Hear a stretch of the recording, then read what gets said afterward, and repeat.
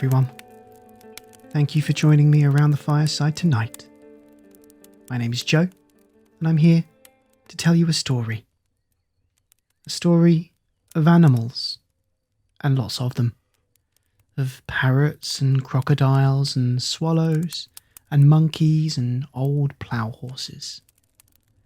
A story of being able to talk many, many different languages.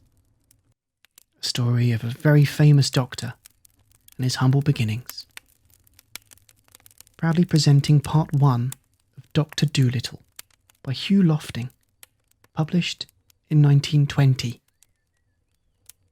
I'd like to thank everyone on the Tales by the Fireside Facebook page who helped vote in the next stories, and I'm happy to provide part 1 of this wonderful tale for you now. It's great fun to read, and I sincerely hope you enjoy it. If you do, please let me know by leaving a comment, like or review, and subscribing to whatever platform you're listening on. We're also crowdfunding for the continued existence and expansion of the show. Should you wish to get involved, please check out gofundme.com/talesbythefireside. Everything you do and every interaction you make really does mean the world. Now please, get comfortable, let go of the daylight, and join me for our story.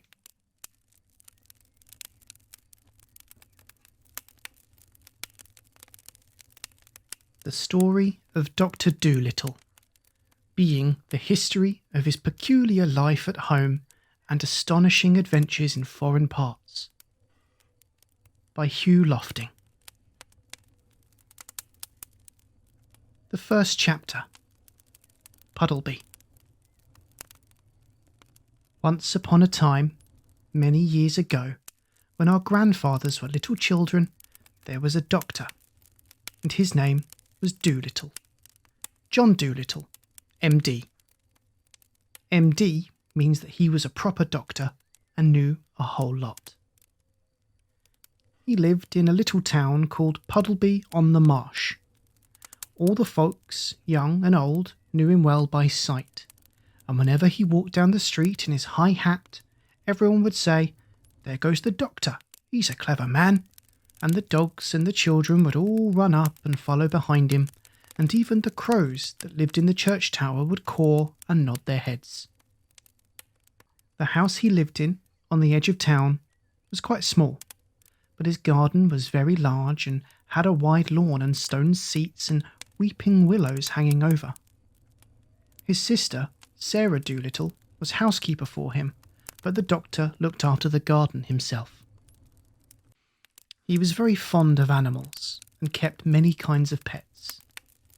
Besides the goldfish in the pond at the bottom of his garden, he had rabbits in the pantry, white mice in his piano, a squirrel in the linen closet, and a hedgehog in the cellar. He had a cow with a calf too, and an old lame horse, 25 years of age, and chickens and pigeons and 2 lambs and many other animals. But his favourite pets were Dab Dab the duck, Jip the dog, Gub Gub the baby pig, Polynesia the parrot, and the owl Tutu. His sister used to grumble about all these animals and said they made the house untidy. And one day, when an old lady with rheumatism came to see the doctor, she sat on the hedgehog who was sleeping on the sofa and never came to see him any more, but drove every Saturday all the way to Oxenthorpe, another town 10 miles off, to see a different doctor. Then his sister, Sarah Dolittle, came to him and said, "John, how can you expect sick people to come and see you when you keep all these animals in the house?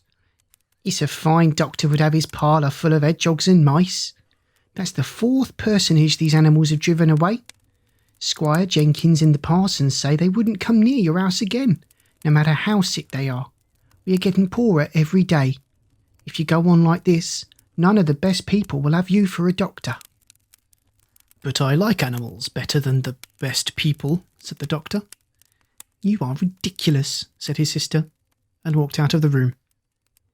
So, as time went on, the doctor got more and more animals, and the people who came to see him got less and less, till at last he had no one left, except the cat's meat man, who didn't mind any kind of animals. But the cat's meat man wasn't very rich, and he only got sick once a year, at Christmas time, when he used to give the doctor 6p for a bottle of medicine.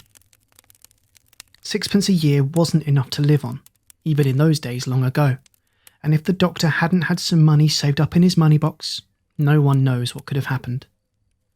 And he kept on getting still more pets, and of course it cost a lot to feed them, and the money he saved up grew littler and littler. Then he sold his piano, and let the mice live in the bureau drawer, but the money he got for that too began to go, so he sold the brown suit he wore on Sundays and went on becoming poorer and poorer. And now, when he walked down the street in his high hat, people would say to one another, "There goes John Dolittle MD. There was a time when he was the best known doctor in the West Country. Look at him now. He hasn't any money and his stockings are full of holes." But the dogs and the cats and the children still ran up and followed him through the town, the same as they had done when he was rich. The second chapter. Animal language. It happened one day that the doctor was sitting in his kitchen talking with the cat's meat man who had come to see him with a stomachache. "Why don't you give up being a people's doctor and be an animal doctor?" asked the cat's meat man. The parrot, Polynesia, was sitting in the window looking out at the rain and singing a sailor song to herself. She stopped singing and started to listen. "See, doctor," the cat's meat man went on, "you know all about animals. Much more than what these here vets do. That book you wrote about cats, why, it's wonderful. Can't read or write myself, or maybe I'd write some books. But my wife, Theodosia, she's a scholar she is, and she read your book to me. Well, it's wonderful. That's all that can be said. Wonderful. You might have been a cat yourself. You know the way they think. And listen, you can make a lot of money doctoring animals. Do you know that? You see, I send all the old women who had sick cats or dogs to you. And if they don't get sick fast enough, I could put something in the meat I sell them to make them sick. See?" "Oh no," said the doctor quickly. "You mustn't do that. That wouldn't be right." "Oh, I didn't mean real sick," answered the cat's meat man. "Just a little something to make them droopy like was what I had reference to. But as you say, maybe it ain't quite fair on the animals. But they'll get sick anyway, because the old women always give them too much to eat. And look, all the farmers round about who had lame horses and weak lambs, they'd come. Be an animal doctor." When the cat's meat man had gone, the parrot flew off the window onto the doctor's table and said, "That man's got sense. That's what you ought to do. Be an animal doctor. Give the silly people up. If they haven't brains enough to see that you're the best doctor in the world, take care of animals instead. They'll soon find it out. Be an animal doctor." "Oh, there are plenty of animal doctors," said John Dolittle, putting the flower pots outside on the windowsill to get the rain. "Yes, there are plenty," said Polynesia, "but none of them are any good at it. Now listen, doctor, and I'll tell you something. Did you know that animals can talk?" "I knew that parrots can talk," said the doctor. We parrots can talk in 2 languages, people's language and bird language," said Polynesia proudly. "If I say, 'Polly wants a cracker,' you understand me. But hear this, Kaka oi fifi." "Good gracious," cried the doctor. "What does that mean?" "That means, 'Is the porridge hot yet?' in bird language." "My, you don't say so," said the doctor. "You never talked that way to me before." "What would have been the good?" said Polynesia, dusting some cracker crumbs off her left wing. "You wouldn't have understood me if I had." "Tell me some more," said the doctor, all excited, and he rushed over to the dresser drawer and came back with the butcher's book and a pencil. "Now don't go too fast, and I'll write it down. This is interesting, very interesting, something quite new. Give me the bird's ABC first. Slowly now." So that was the way the doctor came to know that animals had a language of their own and could talk to one another. And all that afternoon while it was raining, Polynesia sat on the kitchen table giving him bird words to put down in the book. At tea time, when the dog, Jip, came in, the parrot said to the doctor, "See, he's talking to you." "Looks to me as though he was scratching his ear," said the doctor. "Ah, but animals don't always speak with their mouths," said the parrot in a high voice, raising her eyebrows. "They talk with their ears, with their feet, with their tails, with everything. Sometimes they don't want to make a noise, so you see the way he's twitching up one side of his nose?" "What does that mean?" asked the doctor. "That means, can't you see that it has stopped raining?" Polynesia answered. "He's asking you a question. Dogs nearly always use their noses for asking questions." After a while, with the parrot's help, the doctor got to learn the language of the animals so well that he could talk to them himself and understand everything they said. Then he gave up being a people's doctor altogether. As soon as the cat's meat man had told everyone that John Dolittle was going to become an animal doctor, old ladies began to bring him their pet pugs and poodles who had eaten too much cake, and farmers came many miles to show him sick cows and sheep. One day, a plough-horse was brought to him, and the poor thing was terribly glad to find a man who could talk in horse language. "You know, doctor," said the horse, "that vet over the hill knows nothing at all. He has been treating me 6 weeks now, for spavins. What I need is spectacles. I'm going blind in one eye. There's no reason why horses shouldn't wear glasses the same as people. But that stupid man over the hill never even looked at my eyes. He kept on giving me big pills. I tried to tell him, but he couldn't understand a word of horse language. What I need is spectacles." Of course, said the doctor. "I'll get you some at once." "I would like a pair like yours," said the horse. "Only green. They'll keep the sun out of my eyes while I'm ploughing the 50-acre field." "Certainly," said the doctor. "Green ones you shall have." "You know, the trouble is, sir," said the plough-horse as the doctor opened the front door to let him out. "The trouble is that anybody thinks he can doctor animals, just because the animals don't complain. As a matter of fact, it takes a much cleverer man to be a really good animal doctor than it takes to be a good people's doctor. My farmer's boy thinks he knows all about horses. I wish you could see him. His face is so fat, he looks as though he had no eyes, and he's got about as much brains as a potato bug. He tried to put a mustard plaster on me last week." "Where did he put it?" asked the doctor. "Oh, he didn't put it anywhere. On me," said the horse. "He only tried to. I kicked him into the duck pond." Well, said the doctor. "I'm a pretty quiet creature as a rule," said the horse. "Very patient with people. Don't make much fuss. But it was bad enough to have that vet giving me the wrong medicine. And then when that red-faced booby started to monkey with me, I just couldn't bear it any more." "Did you hurt the boy much?" asked the doctor. "Oh no," said the horse. "I kicked him in the right place. The vet's looking after him now. When will my glasses be ready?" "I'll have them for you next week," said the doctor. "Come in again Tuesday. Good morning." Then John Dolittle got a fine big pair of green spectacles, and the plough-horse stopped going blind in one eye and could see as well as ever. And soon it became a common sight to see farm animals wearing glasses in the country around Puddlebee, and a blind horse was a thing unknown. And so it was with all the other animals that were brought to him. As soon as they found that he could talk their language, they told him where their pain was and how they felt, and of course it was easy for him to cure them. Now all these animals went back and told their brothers and friends that there was a doctor in the little house with the big garden who really was a doctor. And whenever any creatures got sick, not only horses and cows and dogs, but all the little things of the fields like harvest mice and water voles, badgers and bats, they came at once to his house on the edge of the town, so that his big garden was nearly always crowded with animals trying to get in to see him. There were so many that came that he had to have special doors made for the different kinds. He wrote horses over the front door, cows over the side door, and sheep on the kitchen door. Each kind of animal had a separate door. Even the mice had a tiny tunnel made for them into the cellar, where they waited patiently in rows for the doctor to come round to them.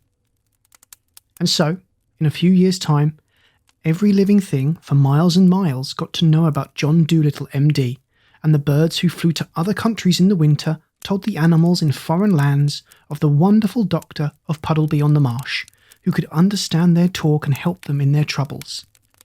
In this way, he became famous among the animals all over the world, better known even than he had been among the folks of the West Country, and he was happy and liked his life very much. One afternoon, when the doctor was busy writing in a book, Polynesia sat in the window, as she nearly always did, looking out at the leaves blowing about the garden. Presently, she laughed aloud. "What is it, Polynesia?" asked the doctor, looking up from his book.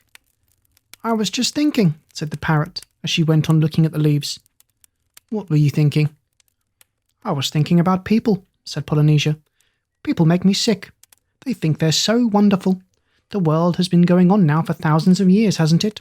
And the only thing in animal language that people have learned to understand is that when a dog wags his tail, he means, 'I'm glad.'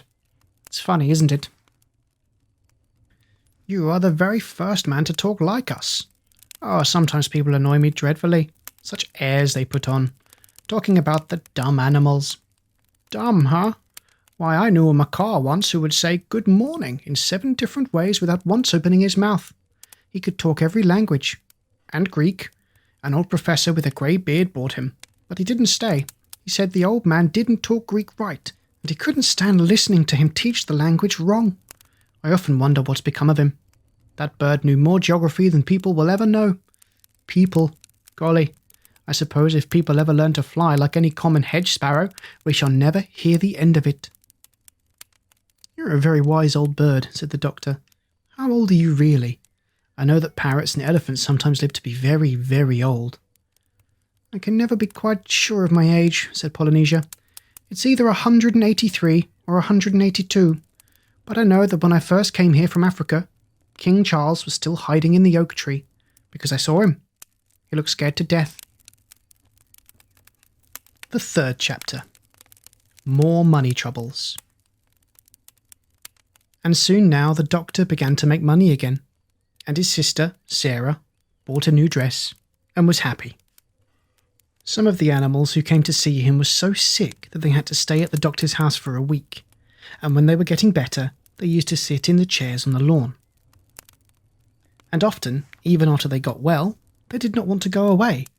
They liked the doctor and his house so much, and he never had the heart to refuse them when they asked if they could stay with him. So in this way, he went on getting more and more pets. Once, when he was sitting on his garden wall, smoking a pipe in the evening, an Italian organ grinder came round with a monkey on a string. The doctor saw at once that the monkey's collar was too tight and that he was dirty and unhappy. So he took the monkey away from the Italian, gave the man a shilling, and told him to go. The organ grinder got awfully angry and said he wanted to keep the monkey, but the doctor told him that if he didn't go away, he would punch him on the nose. John Dolittle was a strong man, though he wasn't very tall.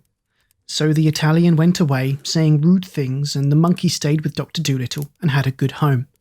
The other animals in the house called him Chi-Chi, which is a common word in monkey language, meaning ginger. And another time, when the circus came to Puddlebee, the crocodile who had a bad toothache escaped at night and came into the doctor's garden. The doctor talked to him in crocodile language and took him into the house and made his tooth better. But when the crocodile saw what a nice house it was, with all the different places for the different kinds of animals, he too wanted to live with the doctor. He asked, couldn't he sleep in the fish pond at the bottom of the garden if he promised not to eat the fish? When the circus men came to take him back, he got so wild and savage that he frightened them away. But to everyone in the house, he was always as gentle as a kitten. But now, the old ladies grew afraid to send their lapdogs to Dr. Dolittle because of the crocodile, and the farmers wouldn't believe that he would not eat the lambs and sick calves they brought to be cured. So the doctor went to the crocodile and told him he must go back to his circus. But he wept such big tears and begged so hard to be allowed to stay that the doctor hadn't the heart to turn him out. So then the doctor's sister came to him and said, "John, you must send that creature away. Now the farmers and the old ladies are afraid to send their animals to you, just as we were beginning to be well off again. Now we shall be ruined entirely. This is the last straw. I will no longer be a housekeeper for you if you don't send away that alligator." "It isn't an alligator," said the doctor. "It's a crocodile." "Don't care what you call it," said his sister. "It's a nasty thing to find under the bed. I won't have it in the house." "But he's promised me," the doctor answered, "that he will not bite anyone. He doesn't like the circus, and I haven't the money to send him back to Africa where he comes from. He minds his own business, and on the whole, is very well behaved. Don't be so fussy." "I tell you I will not have him around," said Sarah. "He eats the linoleum. If you don't send him away this minute, I'll go and get married." "All right," said the doctor. "Go and get married. Can't be helped." And he took down his hat and went out into the garden.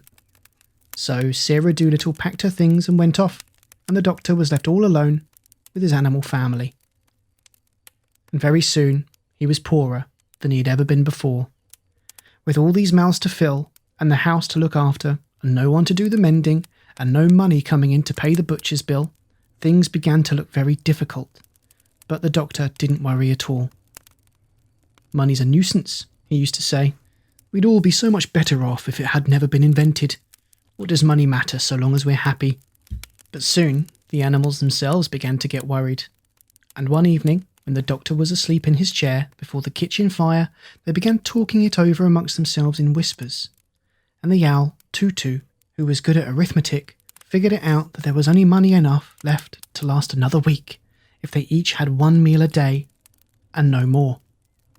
Then the parrot said, "I think we all ought to do the housework ourselves. At least we can do that much. After all, it is for our sakes that the old man finds himself so lonely and so poor."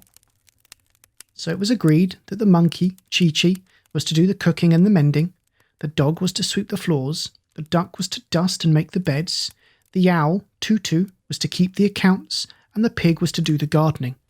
They made Polynesia the parrot, housekeeper and laundress because she was the oldest.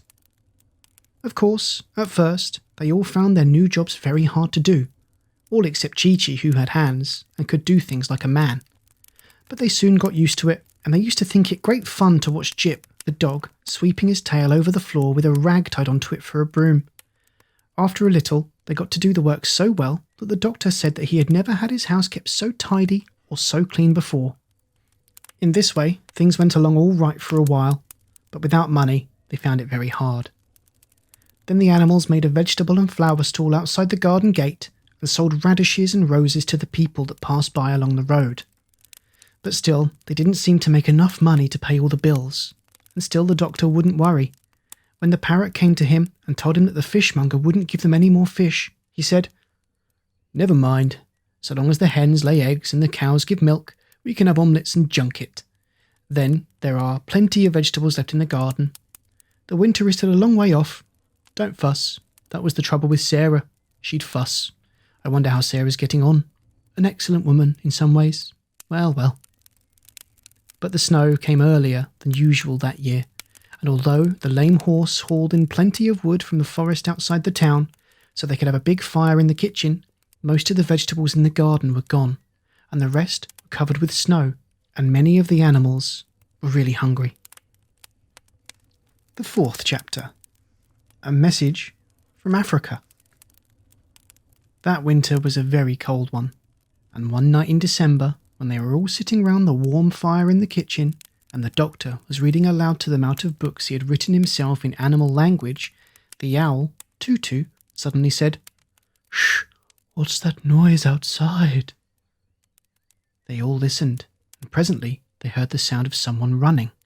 Then the door flew open, and the monkey Chi-Chi ran in, badly out of breath. "Doctor," he cried, "I've just had a message from a cousin of mine in Africa. There is a terrible sickness among the monkeys out there. They're all catching it, and they are dying in hundreds. They have heard of you and beg you to come to Africa to stop the sickness." "Who brought the message?" asked the doctor, taking off his spectacles and laying down his book. "A swallow," said Chi-Chi. "She's outside on the rain-butt." "Bring her in by the fire," said the doctor. "She must be perished with the cold. The swallows flew south 6 weeks ago." So the swallow was brought in, all huddled and shivering, and although she was a little afraid at first, she soon got warmed up and sat on the edge of the mantelpiece and began to talk. When she had finished, the doctor said, "I would gladly go to Africa, especially in this bitter weather, but I'm afraid we haven't money enough to buy the tickets. Get me the money box, Chi-Chi." So the monkey climbed up and got it off the top shelf of the dresser. There was nothing in it, not one single penny. "I felt sure there was 2p left," said the doctor. "There was," said the owl, "but you spent it on a rattle for that badger's baby when he was teething." "Did I?" said the doctor. Dear me, what a nuisance money is, to be sure. Well, never mind. Perhaps if I go down the seaside I shall be able to borrow a boat that will take us to Africa. I knew a seaman once who brought his baby to me with measles. Maybe he'll lend us his boat. The baby got well." So, early the next morning, the doctor went down to the seashore, and when he came back, he told the animals it was all right. The sailor was going to lend them the boat. Then the crocodile and the monkey and the parrot were very glad and began to sing, because they were going back to Africa, their real home. And the doctor said, "I shall only be able to take you three, with Jip Jip the dog, Dab Dab the duck, Gub Gub the pig, and the owl Tutu. The rest of the animals, like the dormice and the water voles and the bats, they will have to go back and live in the fields where they were born till we come home again. But as most of them sleep through the winter, they won't mind that. And besides, it wouldn't be good for them to go to Africa."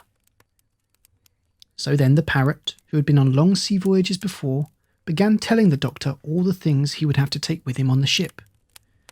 "You must have plenty of pilot bread," she said. "Hard tack, they call it. And you must have beef in cans. And an anchor." "I expect the ship will have its own anchor," said the doctor. "Well, make sure," said Polynesia, "because it's very important. You can't stop if you haven't got an anchor, and you'll need a bell." "What's that for?" said the doctor. "To tell the time by," said the parrot. "You go and ring it every half hour, and then you know what time it is. And bring a whole lot of rope. It always comes in handy on voyages." They began to wonder where they were going to get the money from to buy all the things that they needed. "Oh, bother it, money again," cried the doctor. "Goodness, I shall be glad to get to Africa where we don't have to have any. I'll go and ask the grocer if he'll wait for his money till I get back. No, I'll send the sailor to ask him." So the sailor went to see the grocer, and presently he came back with all the things they wanted.